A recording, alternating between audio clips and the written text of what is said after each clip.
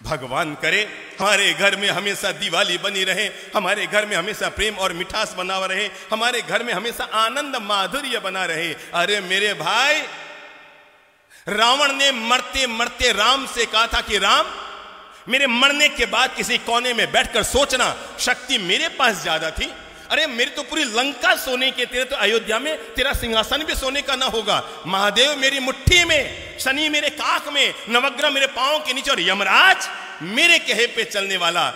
पर राम अपने राजमहल में पहुंचो ना अयोध्या, तो वहां पर जाकर सोचना कि आखिर ऐसा क्या हुआ कि युद्ध में तुम जीते और मैं हार रहा हूं, तुम जीत रहे हो मैं मर रहा हूं। मरते मरते रावण ने राज खोलते हुए कहा कि हे राम, मेरे मरने के बाद एक बात अपने कोने में बैठकर सोचना, युद्ध में तुम क्यों जीते और मैं क्यों हारा।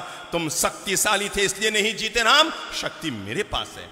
तुम भक्ति करते हैं भगवान की, अरे महादेव की जो मैंने भक्ति की है दुनिया में किसने की होगी। पर राम तुम इसलिए जीत गए, राम तुम इसलिए जीत गए।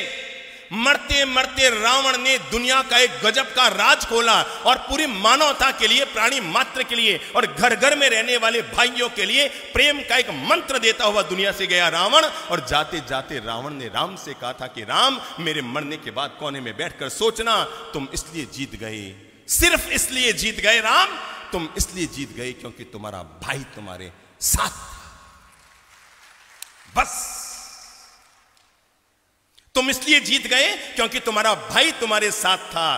और राम, मैं इसलिए हार गया क्योंकि मेरा भाई